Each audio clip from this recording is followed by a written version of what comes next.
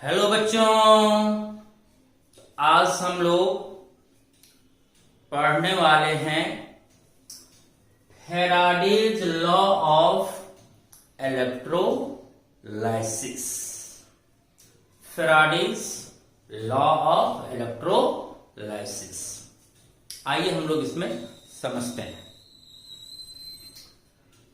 Charge on one electron, one electron के charge का magnitude होता है 1.602 इंटू 10⁻⁻19 कूलम। क्लियर है? यहां साइन यूज नहीं करना, बस मैग्नीट्यूड केवल लिखना है। तो आपने पढ़ा है कि one electron, only one electron के चार्ज का मैग्नीट्यूड होता है कितना बच्चों? 1.602 इंटू 10⁻⁻19 कूलम। ठीक है, वन इलेक्ट्रॉन का चार्ज हुआ ये। और यहां मैंने क्या लिखा? Charge on one mole of electron. तो अगर हमें वन इलेक्ट्रॉन का चार्ज मालूम हो तो हम वन मोल इलेक्ट्रॉन के चार्ज को प्रेडिक्ट कर सकते हैं। वन इलेक्ट्रॉन का चार्ज इतना, तो वन मोल इलेक्ट्रॉन का चार्ज कितना। तो वन मोल इलेक्ट्रॉन का अर्थ हुआ कितना इलेक्ट्रॉन बच्चों? Avogadro's number electrons, one mole. तो वन मोल में कितना नंबर होती है? Avogadro's number. तो वन मोल इलेक्ट्रॉन का चार्ज का अर्थ हुआ कितना इलेक्ट्रॉन का चार्ज? 6.02 इंटू 10⁻23 इलेक्ट्रॉन्स का चार्ज हमें प्रेडिक्ट करना है। कैसे प्रेडिक्ट होगा? तो आसानी से। तो सर, चूंकि वन इलेक्ट्रॉन का चार्ज सर इतना होता है, इसलिए सर 6.02 इंटू 10⁻23 इलेक्ट्रॉन्स का चार्ज होगा sir Avogadro's number into one electron का चार्ज। मल्टीप्लाई कर देंगे तो वन मोल इलेक्ट्रॉन का चार्ज हमें प्राप्त हो जाएगी। समझ गए सभी? इसमें कोई कंफ्यूजन है? फिर से एक बार सुन लो। वन इलेक्ट्रॉन का चार्ज 1.602 इंटू 10⁻⁻19 कूलम होता है। ठीक है, वन इलेक्ट्रॉन का चार्ज। तो वन मोल इलेक्ट्रॉन का चार्ज कितना होगा? तो one mole electron means Avogadro's number electrons का चार्ज। तो sir Avogadro's number into one electron का चार्ज मल्टीप्लाई कर देंगे तो वन मोल इलेक्ट्रॉन का चार्ज प्रेडिक्ट हो जाएगी। और इन दोनों को मल्टीप्लाई करने पर अप्रोक्सीमेटली आता बच्चों 96,500 कूलम। इसका मतलब हुआ वन मोल इलेक्ट्रॉन का चार्ज होता है 96,500 कूलम पर मोल। मीन्स वन मोल इलेक्ट्रॉन का चार्ज हुआ 96,500 कूलम। तो वन इलेक्ट्रॉन का charge 1.602 into 10⁻⁻19 coulomb. One mole electron का चार्ज 96,500 कूलम हो जाएगा। क्लियर? ये जो 96,500 कूलम हुआ एक मोल इलेक्ट्रॉन का चार्ज, उसी को कहते हैं बच्चों कितना? 1 फेराडे। 1F यानी 1 फेराडे। तो आप ऐसे भी बोल सकते हैं कि 1 मोल इलेक्ट्रॉन का चार्ज होता है कितना? 1 फेराडे। तो 1 मोल इलेक्ट्रॉन का चार्ज आज से माइंड में रख लो बच्चों, कितना होता है? 1 फेराडे। इतना कूलम को कहा जाता है 1 फेराडे। तो 1 फेराडे इक्वल टू 96,500 कूलम हुआ। अब बताओ, 1 मोल इलेक्ट्रॉन का चार्ज हुआ कितना? 1 फेराडे। तो बोलो 2 मोल इलेक्ट्रॉन का चार्ज कितना होगा? 2 फेराडे। 3 मोल इलेक्ट्रॉन्स का चार्ज कितना होगा? 3 फेराडे। 6 मोल इलेक्ट्रॉन का चार्ज कितना होगा? 6 फेराडे। तो n मोल इलेक्ट्रॉन का चार्ज कितना होगा? n faraday. तो मैंने यहां लिखा है बच्चों कि charge on 1 mole electron equal to होता है कितना 1 फेराडे अर्थात 96,500 कूलम। तो बोलो charge on n mole of electron कितना हो जाएगा n फेराडे। अब आपको चार्ज निकालना आसान है। अगर किसी रिएक्शन में सपोज 2 मोल इलेक्ट्रॉन्स इन्वॉल्व्ड है तो बोलो वहां कितना चार्ज होगा, तो सर 2 फेराडे। कैसे जी, तो सर 1 मोल इलेक्ट्रॉन का चार्ज होता 1 फेराडे, चूंकि इस रिएक्शन में 2 मोल इलेक्ट्रॉन्स इन्वॉल्व्ड है तो सर चार्ज हो जाएगा 2 फेराडे। अगर 3 मोल इलेक्ट्रॉन्स इन्वॉल्व्ड है किसी रिएक्शन में तो चार्ज कितना फेराडे होगा 3 फेराडे। अगर 6 मोल इलेक्ट्रॉन इन्वॉल्व्ड है किसी रिएक्शन में तो चार्ज कितना होगा 6 फेराडे। 5 मोल इलेक्ट्रॉन इन्वॉल्व्ड है तो चार्ज कितना होगा 5 फेराडे। क्योंकि हम जान चुके हैं n मोल इलेक्ट्रॉन का चार्ज हुआ Nf, जहां n हुआ मोल्स ऑफ इलेक्ट्रॉन्स। जितना मोल इलेक्ट्रॉन उसको f से मल्टीप्लाई कर देंगे तो वो मेरा चार्ज प्रेडिक्ट हो जाएगा। कितना आसान है, मजा आएगा न्यूमेरिकल्स बनाने में। जैसे ही आप देखेंगे कि रिएक्शन में इतना मोल इलेक्ट्रॉन इन्वॉल्व्ड है उतना फेराडे वहां का चार्ज हो जाएगा। चलिए ये पूरा क्लियरली समझ गए। आज से माइंड में सेट कर लो कि 1 मोल केवल 1 इलेक्ट्रॉन ही, 1 इलेक्ट्रॉन का चार्ज तो आपको बचपन से रटा हुआ 1.602 × 10⁻⁻19 कूलम। हम पूछ रहे हैं 1 मोल इलेक्ट्रॉन का चार्ज, मोल लगा हुआ है तो 1 मोल इलेक्ट्रॉन का चार्ज 1 फेराडे, 10 मोल इलेक्ट्रॉन का चार्ज 10 फेराडे, तो n मोल इलेक्ट्रॉन का चार्ज n फेराडे। ये क्लियर होना चाहिए, न्यूमेरिकल्स बनाने में इसका काफी यूज करेंगे।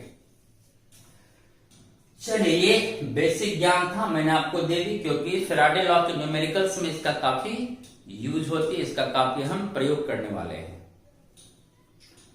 अब आओ फेराडे फर्स्ट लॉ।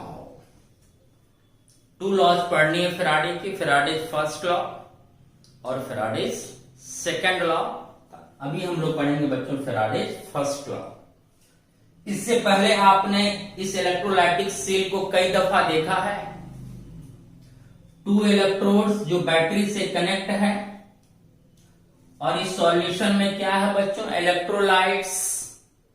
जब बैटरी से करंट निकलती है तो सॉल्यूशन में आती है तो इलेक्ट्रोलाइट टूट जाता है कैटायंस में और एनायंस में। जो बैटरी के पॉजिटिव टर्मिनल से जुड़ा रहता हुआ इलेक्ट्रोड एनोड होता है, एनोड मींस पॉजिटिव इलेक्ट्रोड। जो बैटरी के निगेटिव टर्मिनल से जुड़ा होता हुआ इलेक्ट्रोड कैथोड कहलाता है, जो निगेटिव इलेक्ट्रोड होती है। और जब बैटरी से करंट आती है सॉल्यूशन में तो वह इलेक्ट्रोलाइट कैटायंस और एनायन में टूट जाती है और उसके बाद कैटायन और एनायन अपने अपने इलेक्ट्रोड की ओर मूव करता है। एनायन मूव करेगा एनोड की तरफ, क्योंकि निगेटिव आयन है तो पॉजिटिव इलेक्ट्रोड एनोड की तरफ मूव करेगा और एनायन एनोड पर आकर क्या करता है अपना चार्ज को डिस्चार्ज करता है। डिस्चार्ज होने के बाद उस इलेक्ट्रोड पर जमा हो जाता है, डिपॉजिट हो जाता है। उसी तरह कैटायन पॉजिटिव आयन है तो कैटायन मूव करेगा निगेटिव इलेक्ट्रोड कैथोड की तरफ, वहां जाकर कैटायन भी क्या होगा बच्चों डिस्चार्ज होगा और डिस्चार्ज होने के बाद कैथोड पर जाकर वह क्या होता है बच्चों डिपॉजिट हो जाती है, जमा हो जाती है। अगर गैस बनेगा तो गैस रिलीज्ड होगा, अगर कोई सॉलिड प्रोडक्ट बनेगा तो वहां डिपॉजिट होगा, जमा होगा। अब सवाल है कि जितना ज्यादा चार्ज अब बैटरी से निकलेगा, जितना ज्यादा करंट, इतने समय में इतना करंट निकला तो वह चार्ज हुआ, Q बराबर IT होता आप जानते हैं, करंट इनटू टाइम को हम लोग चार्ज बोलते हैं। तो जितना चार्ज बैटरी से सॉल्यूशन में आएगा उतना ही प्रोडक्ट अपने अपने इलेक्ट्रोड पर जमा होगा। ज्यादा चार्ज दोगे तो ज्यादा आयंस इलेक्ट्रोड की ओर मूव करेगा तो ज्यादा से ज्यादा डिस्चार्ज होगा और इलेक्ट्रोड पर जमा होगा। तो जितनी अधिक अमाउंट में, जितनी ज्यादा मात्रा में आप बैटरी से चार्ज दोगे सॉल्यूशन में, उतना ही ज्यादा आयंस इलेक्ट्रोड पर जाकर क्या होगा बच्चों, डिपॉजिट होगा। उतना ही ज्यादा इलेक्ट्रोड पर मास जमा होगा। इसका मतलब क्या हुआ कि अगर हम ज्यादा चार्ज सॉल्यूशन में पास करेंगे तो उतनी ज्यादा मात्रा में आयंस डिस्चार्ज होकर उसका मास इलेक्ट्रोड पर जमा होगा। ज्यादा चार्ज गुजारो, इलेक्ट्रोड पर ज्यादा मास पाओ। ज्यादा चार्ज गुजारो, इलेक्ट्रोड पर ज्यादा मास पाओ। जितना चार्ज आप दोगे उतना अधिक मास पाओगे। इसका मतलब चार्ज और मास में कैसा रिलेशन हुआ, बोलो, डायरेक्टली का। आप ज्यादा चार्ज दिए तो आयन ज्यादा इलेक्ट्रोड पर डिस्चार्ज हुआ, ज्यादा मास जमा हुआ इलेक्ट्रोड पर।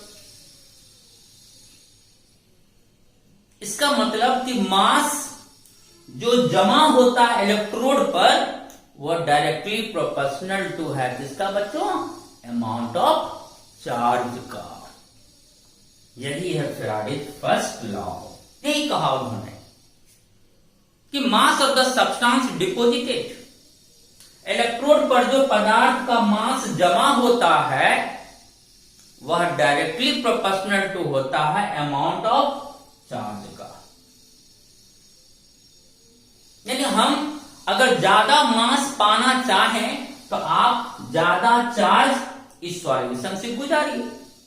जितना अधिक मात्रा में चार्ज गुजरेगा उतनी ही अधिक मास इलेक्ट्रोड पर जमा होगा। तो देखो वही लिखा होगा Faraday's first law, the mass of the substance deposited या रिलीज्ड। रिलीज्ड वर्ड लगता है गैस के लिए। जैसे हाइड्रोजन गैस बना कैथोड पर, हम बोलेंगे हाइड्रोजन गैस कैथोड पर रिलीज्ड हुआ।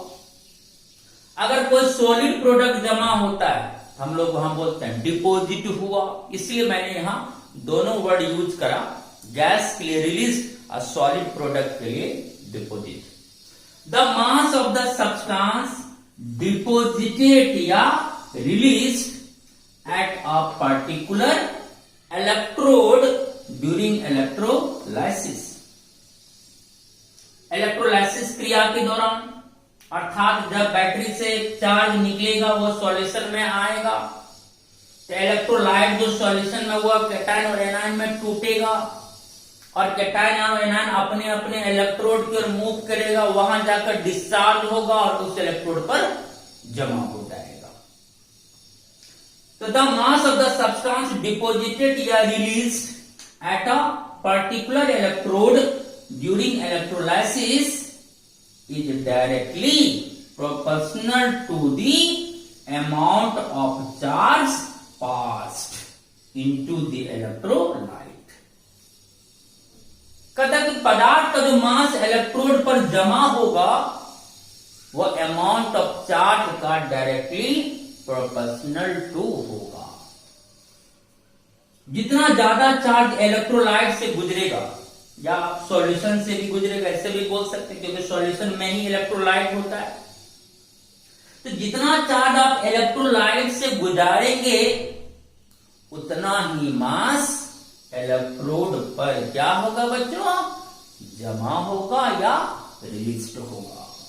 कितना अच्छा डिफिनेशन एग्जाम में आता भी है। Write the Faraday's first law, तो आराम से लिखेंगे the mass of the substance deposited at a particular electrode during electrolysis is directly proportional to the amount of charge passed into the electrolyte. चलिए बात समझ गए। अर्थात अकॉर्डिंग टू डेफिनेशन क्या हुआ, the mass of the substance, चलिए substance का mass m मान ली, is directly proportional to the amount of charge. m directly proportional to q। q क्या हुआ बच्चों, अमाउंट ऑफ चार्ज, चार्ज हुआ। तो m directly proportional to q हो गया, एकदम क्लियर है। जितना ज्यादा चार्ज पास करोगे इलेक्ट्रोलाइट से, उतना ही ज्यादा मास पदार्थ का इलेक्ट्रोड पर क्या होगा बच्चों, जमा होगा। आपको पता है जब ये प्रोपोर्शनलिटी साइन हटती है तो उसके बदले कांस्टेंट आती है। यहां जो कांस्टेंट है उसको जेड से इंडिकेट किया गया है, तो m इक्वल टू हो गया बच्चों जेड क्यू। चलो दो बार रिपीट करो, m equal to Z Q, m equal to Z Q. अब आपका न्यूमेरिकल बन जाएगा। अगर आपको न्यूमेरिकल में चार्ज दिया हो कि इतना अमाउंट ऑफ चार्ज गुजारा गया, इतना कुलम्ब ऑफ चार्ज गुजारा गया, चार्ज का मात्रा कुलम्ब होता है, इतना कुलम्ब ऑफ चार्ज गुजारा गया, तो बताइए कितना मास इलेक्ट्रोड पर डिपॉजिट हुआ। तब तुरंत फार्मूला लगा देंगे m equal to Z Q. Q आपको दिया हुआ है और जेड हम लोग खुद निकाल सकते हैं एक फार्मूला से, जो मैं अभी आगे बताऊंगा। तो आप जेड तो खुद ही निकाल लिए, क्यू आपको दिया हुआ है, तो कितना मास डिपॉजिट हुआ इलेक्ट्रोड पर वो आपका कैलकुलेट हो जाएगा। यहां जो कांस्टेंट है बच्चों जेड, इसको बोलते हैं ECE। क्या बोलते हैं, ECE, इलेक्ट्रोकेमिकल इक्विवेलेंट। ECE का फुल फॉर्म है बच्चों इलेक्ट्रोकेमिकल इक्विवेलेंट। और यहां क्यू क्या है बच्चों, अमाउंट ऑफ चार्ज। एकदम साफ सुथरा क्लियर, कुछ नहीं है। चार्ज ज्यादा आएगा तो ज्यादा मास इलेक्ट्रोड पर डिपॉजिट होगा। तो m directly proportional to q, तो m equal to Z Q. चूंकि वी नो दैट, हम लोग जानते हैं कि q बराबर क्या होता है बच्चों, IT, करंट इनटू टाइम। तो हम q के प्लेस पर IT भी पुट कर सकते हैं। तो m इक्वल टू क्या होगा, Z IT। m equal to Z IT, q के प्लेस पर IT आ गया, तो m इक्वल टू क्या हो गया, Z IT। ZIT, ZIT, m equal to ZIT Z IT, ZIT, m equal to ZIT Z IT, ZIT. अब आपका अगर मान लो कहा गया कि इतना एम्पियर करंट को इतने समय तक गुजारा गया, तो कितना मास डिपॉजिट हुआ। यहां क्या है, आपको डायरेक्ट चार्ज ना देकर क्या दिया, करंट दिया और टाइम दिया, तो I दिया और T दिया, तब वहां कितना मास डिपॉजिट हुआ। तो उसके लिए हम लोग m इक्वल टू क्या फार्मूला लगाएंगे बच्चों, ZIT। चलिए दोनों क्लियर हो गया। चार्ज देगा तो m equal to Z Q लगाओगे, और अगर करंट और टाइम देगा तब q को कन्वर्ट कर लेना IT में, तो m इक्वल टू होगा बच्चों ZIT। m equal to ZIT, m equal to ZIT ZIT, ZIT ZIT ZIT. m क्या हुआ, m क्या बच्चों, mass of the substance deposited या रिलीज्ड। Z क्या है, ECE, आपने अभी देखा। I क्या है बच्चों, करंट जो इन एम्पियर में यूज होती है। T क्या है, टाइम, टाइम यूज हम लोग करते हैं किसमें बच्चों, जनरली सेकंड में। हर चीज क्लियर है। अब आप कहेंगे सर Q दे दिया जाएगा लेकिन Z नहीं निकालने के आता है सर I और T दे देगा तो फिर Z कैसे निकालेंगे सर। अरे भाई बता रहे हैं ना Z कैसे निकलेगा। देखो Z इक्वल टू लगाना है formula E upon F। E क्या है, इक्विवेलेंट वेट, आपने 11th में भी पढ़ा था इक्विवेलेंट वेट मोल कॉन्सेप्ट में। E हुआ इक्विवेलेंट वेट और F क्या बच्चों, फेराडे। तो Z इक्वल टू होता है इक्विवेलेंट वेट अपॉन फेराडे। अब फिर आप कहेंगे सर इक्विवेलेंट वेट कैसे आएगा, तो E इक्वल टू यहां फॉर्मूला लगाना है m upon x। Equivalent weight equal to m upon x। m हुआ बच्चों मोलर मास या एटॉमिक मास भी लिखा रहेगा। तो एक ही बात, तो मोलर मास लिखा है या एटॉमिक मास, कभी यू में देता है कभी ग्राम में देता है। तो equal to M upon X. M क्या हुआ? मोलर मास, और एक्स है बच्चों number of electrons involved in the reaction. अब जैसे किसी रिएक्शन में, ऑक्सीडेशन में या रिडक्शन में, किसी रिएक्शन में 2 इलेक्ट्रॉन इन्वॉल्व्ड है, तो एक्स की जगह पर 2 पुट कर देंगे। किसी रिएक्शन में 3 इलेक्ट्रॉन्स इन्वॉल्व्ड है, तो एक्स के प्लेस पर 3 पुट कर देंगे। तो E इक्वल टू होगा m upon x. m upon x, m हुआ मोलर मास, x हुआ कि रिएक्शन में जितना इलेक्ट्रॉन्स इन्वॉल्व्ड है। जैसे मान लो ऑक्सीडेशन है, मान लो वहां 2 इलेक्ट्रॉन का लॉस हुआ, तो नंबर ऑफ इलेक्ट्रॉन्स इन्वॉल्व्ड कितना होगा? 2। कोई रिडक्शन किया, मान लो उसमें 3 इलेक्ट्रॉन गेन हुआ, तो नंबर ऑफ इलेक्ट्रॉन्स इन्वॉल्व्ड कितना हुआ? 3। तो वही एक्स के प्लेस पर आएगा। तो 5 फिर से माइंड में करो। Z इक्वल टू होता है E upon F, equivalent weight upon Faraday, हो क्या? और E इक्वल टू होता है M upon X. E equal to M upon X, molar mass upon number of electrons involved. इस तरह से अब हम लिख सकते हैं बच्चों, देखो यहां Z इक्वल टू क्या हो जाएगा, देखो तो Z इक्वल टू हो जाएगा बच्चों E के प्लेस पर अब हम क्या बैठाएंगे? M upon X. E के प्लेस पर क्या बैठाएंगे? M अपॉन एक्स इंटू क्या है? F। तो Z इक्वल टू हो गया M upon X into F। M upon X into F, जहां M क्या हो गया? Molar mass.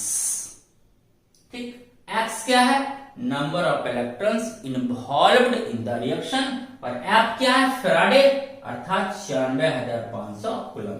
F के प्लेस पर क्या बैठेगा? 96,500 कूलम, क्योंकि हम पता है कि 1 फेराडे का मान होता है 96,500 कूलम। चलिए क्लियर हो गया।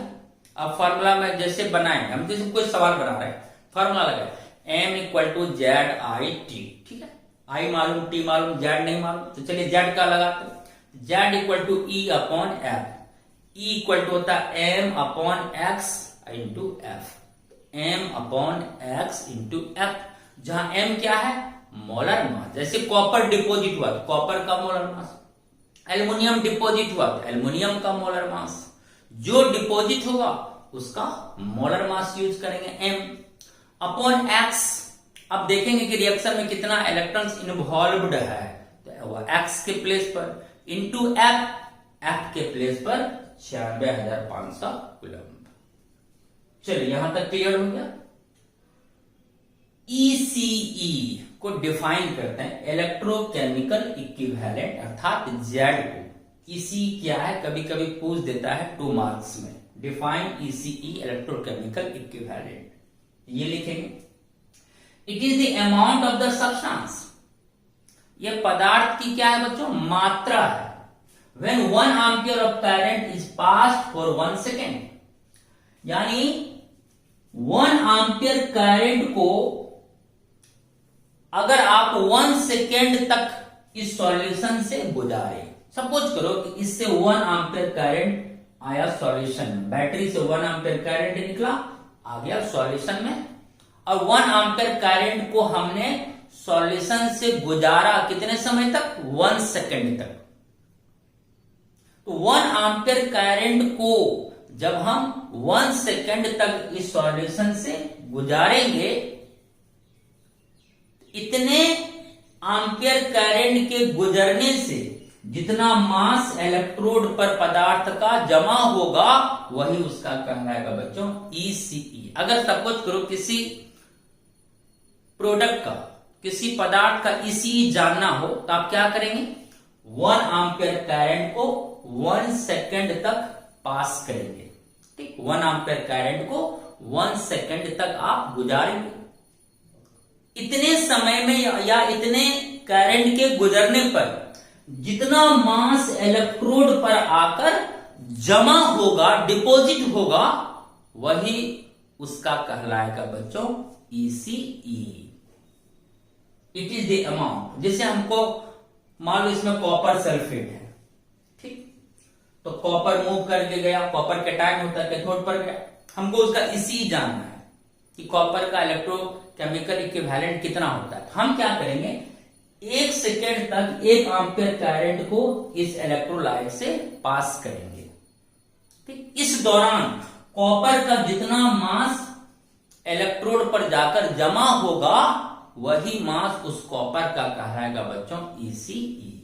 It is the amount of the substance when 1 ampere of current is passed for 1 second. देखो M इक्वल टू क्या फॉर्मूला होता है, ZIT जिट, और यहां पर I कितना लेंगे 1 एम्पीयर, T कितना 1 सेकेंड, तो I के प्लेस पर 1 एम्पीयर, T के प्लेस पर 1 सेकेंड, तो 1 इंटू 1 1, M इक्वल टू क्या आ जाएगा Z। देखो Z किसके बराबर आया, M के बराबर। इसका मतलब जितना मास इलेक्ट्रोड पर जमा होगा, वही उसका क्या कहलाएगा बच्चों, Z कहलाएगा ECE। तो ECE मतलब एक टेस्ट हुआ। आप टेस्ट कर सकते हैं कि किस प्रोडक्ट, किस सब्सटेंस का ECE कितना होगा।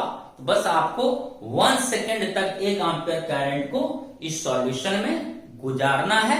इस दौरान सब्सटेंस का जितना मास इलेक्ट्रोड पर जमा होगा, वही मास उसका ECE कहलाएगा। यानी Z किसके बराबर होगा, M के बराबर।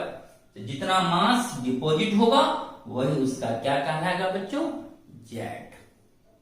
ठीक है, तो Z को टेस्टिंग करने का तरीका हुआ, तो 1 एम्पीयर करंट को 1 सेकेंड तक आप गुजारिए, आपको पता चल जाएगा कि उस सब्सटेंस का Z कितना होगा। तो जितना मास डिपॉजिट होगा इलेक्ट्रोड पर, उतना ही उसका हो जाएगा Z, अर्थात ECE। चलिए पूरा समझ गए, एकदम आसान था। खोआ था ये, फ्राइडेज फर्स्ट लग क्या है बच्चों, खोआ मलाई है, कुछ नहीं था। हाँ सर, ज्यादा चार्ज लाएंगे तो ज्यादा मास डिपॉजिट होगा, तो M directly proportional to Q, Q बराबर IT, M proportional to IT, proportional का Z, तो M equal to ZIT। Z कैसे निकालोगे, तो sir Z equal to E upon F होता है, E के प्लेस पर M अपॉन X, तो Z इक्वल टू हो गया M upon X into F। M क्या है, तो सर मोलर मास, X तो sir number of electrons involved in the reaction. हम सर रिएक्शन देख लेंगे उसमें कितना इलेक्ट्रॉन इन्वॉल्व है, तो X के प्लेस पर बैठा देंगे, इंटू F के प्लेस पर 96,500 कूलम, तुरंत आ जाएगा। चलिए स्क्रीनशॉट लीजिए, फिर आते हैं।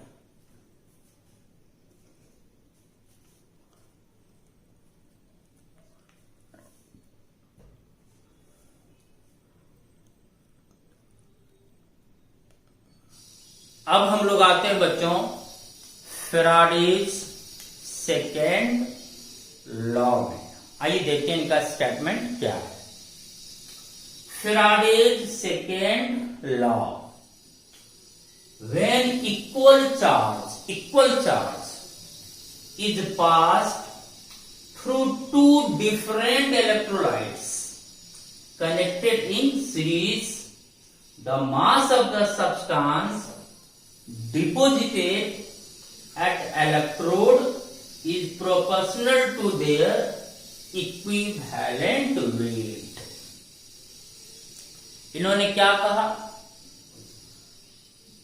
दो इलेक्ट्रोलाइट्स को सीरीज क्रम में जोड़ देना है। ठीक, जैसे देखो दो इलेक्ट्रोलाइटिक टैंक है, इसमें हमने इलेक्ट्रोलाइट के रूप में यूज करा सपोज एक्वस जिंक सल्फेट, और इसमें इलेक्ट्रोलाइट के रूप में यूज करें एक्वस कॉपर सल्फेट। ठीक, ये पॉजिटिव से कनेक्टेड है प्लस, तो ये माइनस, फिर ये प्लस, फिर ये माइनस, माइनस से कनेक्ट है, तो अल्टरनेट वे में है प्लस माइनस, ये क्रम होता है बच्चों सीरीज क्रम। यानी यहां आपका जो 2 इलेक्ट्रोलाइटिक सेल्स है वह कनेक्टेड है किसमें बच्चों, सीरीज में। और आपने फिजिक्स में पढ़ा है, अगर हम 2 सेल्स को सीरीज में कनेक्ट कर दें, उसमें सेम ही चार्ज गुजरेगा। जैसे यहां से करंट आया तो वो करंट इसमें आया, फिर वही करंट इसमें आएगा, फिर इस तरह से आ जाएगा। यानी जितना चार्ज इसको मिलेगा एग्जैक्टली उतना ही चार्ज इसको भी मिलेगा। क्यों? क्योंकि दोनों कनेक्टेड है किसमें बच्चों? सीरीज में। तो इसके लिए I और T का मान सेम होगा, इसके लिए भी I और T का मान सेम होगा। तो I और T अगर सेम होगा तो चार्ज क्या होगा? Same, Q equal to IT। तो अगर इसमें Q अमाउंट ऑफ चार्ज आया तो इसमें भी कितना चार्ज आएगा बच्चों? Q अमाउंट ही चार्ज आएगा, because these two cells are connected in series। अब क्या होगा? जब चार्ज आएगा तो जिंक सल्फेट टूटेगा, इसमें कॉपर सल्फेट टूटेगा, यहां जिंक का मास डिपॉजिट होगा, यहां कॉपर का मास डिपॉजिट होगा। अब कहता है कि अगर दो डिफरेंट इलेक्ट्रोलाइट्स सीरीज में कनेक्टेड हो और उससे सेम चार्ज पास हो, सेम चार्ज अगर गुजरेगा तो सब्सटेंस का जो मास डिपॉजिट होगा इलेक्ट्रोड पर वह अपने इक्विवेलेंट वेट का डायरेक्टली प्रोपोर्शनल टू होगा। यानी जितना ज्यादा इक्विवेलेंट मास होगा उतना ही ज्यादा मास इलेक्ट्रोड पर जमा होगा, डिपॉजिट होगा। अब देख सकते हैं हमने टू डिफरेंट इलेक्ट्रोलाइट यूज करा, एक में जिंक सल्फेट, एक में कॉपर सल्फेट, दोनों को सीरीज में कनेक्ट कर दिया। अब जो बैटरी से चार्ज निकलेगा तो जितना चार्ज इसमें आएगा उतना ही चार्ज इसमें ही भी आएगा, क्योंकि कनेक्टेड इन सीरीज है। तो अगर same amount of charge to different electrolyte जो कि सीरीज में कनेक्टेड है उससे गुजारा जाए तो सब्सटेंस का जो मास इलेक्ट्रोड पर जमा होगा वह मास उस सब्सटेंस के इक्विवेलेंट वेट का डायरेक्टली प्रोपोर्शनल टू होगा। The mass of the substance deposited at electrode is proportional to their equivalent weight, अर्थात M directly proportional to E, M directly proportional to E। जैसे इसमें जिंक का mass deposit हुआ, M zinc, mass of zinc deposited is directly proportional to equivalent weight of zinc according to statement. Clear है ये बात? क्योंकि बोल दिया कि जब भी सीरीज में कनेक्टेड होगा तो सेम चार्ज पास होगा दोनों इलेक्ट्रोलाइट से, तो उस स्थिति में जो मास डिपॉजिट होगा इलेक्ट्रोड पर वो अपने इक्विवेलेंट वेट का डायरेक्टली प्रोपोर्शनल टू होगा। जैसे इसमें जिंक का मास डिपॉजिट हुआ तो मास ऑफ जिंक क्या होगा? Directly proportional to equivalent weight of zinc. उसी तरह इसमें कॉपर का मास डिपॉजिट होगा तो mass of copper is directly proportional to equivalent weight of copper. जिसका जितना इक्विवेलेंट वेट होगा उसका उतना ही मास इलेक्ट्रोड पर जमा होगा।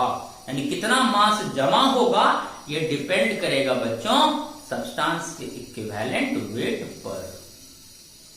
अब अगर रेशियो निकालें तो mass of zinc upon mass of copper equal to होगा equivalent weight of zinc upon equivalent weight of copper. तो इसके हटने से जो कांस्टेंट आएगा वो कांस्टेंट नीचे वाला कांस्टेंट से कट जाएगा, तो ये दोनों का रेशियो क्या हो जाएगा बच्चों? इक्वल हो जाएगा। बोलो ये बात क्लियर हुआ? ठीक। इसका मतलब टू डिफरेंट इलेक्ट्रोलाइट्स में जो सब्सटेंस का मास डिपॉजिट होगा उस मास का रेशियो उसके इक्विवेलेंट वेट के रेशियो के इक्वल होगा। क्योंकि M इक्वल टू आपने फेराडे फर्स्ट लॉ में पढ़ा था, क्या होता है बच्चों? M equal to ZQ। अगर हम इन दो इलेक्ट्रोलाइट के इस फॉर्मूला पर डिजाइन करें तो M के प्लेस पर mass of zinc equal to Z of zinc into Q। उसी तरह कॉपर के लिए m copper equal to Z copper into Q। दोनों में Q क्यों? क्योंकि हम जान चुके हैं ये दोनों सीरीज में कनेक्टेड है, तो जो चार्ज इसमें आएगा वही चार्ज इसमें आएगा, तो Q same for both the electrolytes, equal charge. दोनों इलेक्ट्रोलाइट्स के लिए तो चार्ज यहाँ क्या है बच्चों? सेम है, इसलिए यहां भी Q यूज किए, यहां भी Q यूज किए। सीरीज में जब भी कनेक्टेड होता है तो चार्ज का मान सेम होता है, यहां Q सेम है for both electrolytes. m zinc upon m copper equal to क्या होगा? Z zinc upon Z copper. Q तो रेशियो निकाले में कट जाएगा क्योंकि Q दोनों के लिए सेम है। इस तरह से एक दूसरा इक्वेशन आया, जो मास डिपॉजिट होगा डिफरेंट इलेक्ट्रोलाइट्स का, उसका रेशियो उसके इलेक्ट्रोकेमिकल इक्विवेलेंट के रेशियो के इक्वल होगा। अब अगर हम इक्वेशन 1 और इक्वेशन 2 को मिलाकर रेशियो इंडिकेट करें, m zinc upon m copper equal to E zinc upon E copper, और यहाँ m zinc upon m copper equal to Z zinc upon Z copper आया, तो हम फिर इसको इसके बराबर भी लिख सकते हैं। इसलिए बच्चों m zinc upon m copper equal to लिख सकते हैं Z zinc upon Z copper. ये सीख मिली कि टू डिफरेंट इलेक्ट्रोलाइट्स में जो मास जमा होगा इलेक्ट्रोड पर, उसका रेशियो उसके इक्विवेलेंट वेट के रेशियो और उसके केमिकल इलेक्ट्रोकेमिकल इक्विवेलेंट के रेशियो के इक्वल होता है। इस छोटा सा था आपका सेकेंड फ्राइडे सेकेंड लॉ, एकदम इजी वे में बस सीरीज में कनेक्ट करो, तो जब सेम अमाउंट ऑफ चार्ज दोनों से गुजरेगा, तो जो मास डिपॉजिट होगा इलेक्ट्रोड पर वह अपने इक्विवेलेंट वेट का डायरेक्टली प्रोपोर्शनल टू होगा। ठीक, उसके बाद रेशियो आप देख लीजिए कि रेशियो किसके इक्वल हुआ? इक्विवेलेंट वेट के रेशियो का। और अगर फ्राइडे फर्स्ट लॉ से आप आगे बढ़े, क्यू क्यू कट जाएगा, तो जो मास डिपॉजिट हुआ उसका रेशियो उसके इलेक्ट्रोकेमिकल इक्विवेलेंट के क्या हुआ? रेशियो के इक्वल आया। इस तरह से ये तीनों रेशियो आपस में क्या हो गया बच्चों? इक्वल।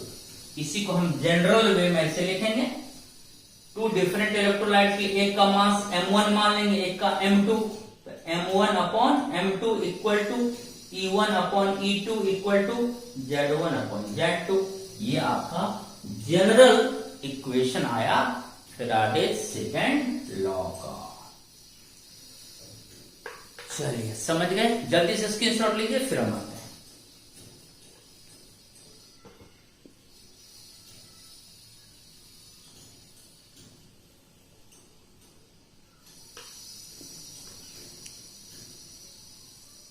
चलिए फिर आज फर्स्ट लॉ खत्म, सेकेंड लॉ खत्म, फॉर्मूला माइंड में अच्छा से रखना है। अब हम लोग फैराडेज लॉ से रिलेटेड न्यूमेरिकल्स को सॉल्व करेंगे। यहां जो न्यूमेरिकल सॉल्व होगा बच्चों, हम लोग फॉर्मूला भी यूज करेंगे, वही m equal to Z Q या m equal to ZIT Z I T पर। फिर E हम लोग खुद से कैलकुलेट कर लेंगे, E upon F, E equal to m upon X into F.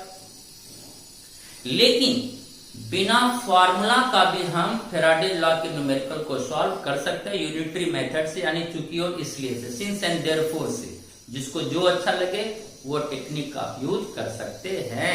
हम फॉर्मूला भी यूज करके न्यूमेरिकल को सॉल्व करेंगे और यूनिटरी मेथड से भी हम न्यूमेरिकल को सॉल्व करेंगे। ठीक है, दोनों वे मैं आपको बताऊंगा। तो अब जो मजा आएगा जिसका न्यूमेरिकल सॉल्व करने में, जिसकी कोई कहानी नहीं है, इतनी मजा आने वाली है नेक्स्ट वीडियो में।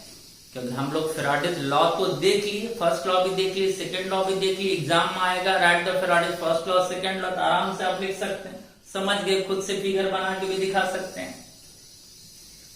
अगले वीडियो में इस पर बेस्ड क्या होगा बच्चों? न्यूमेरिकल। ढेर सारा हम लोग इस पर न्यूमेरिकल्स करेंगे, फॉर्मूला मेथड से भी और यूनिटरी मेथड से भी। ओके बच्चों, तो फिर मिलते हैं नेक्स्ट वीडियो के साथ। तब तक के लिए बच्चों टेक केयर एंड बाय।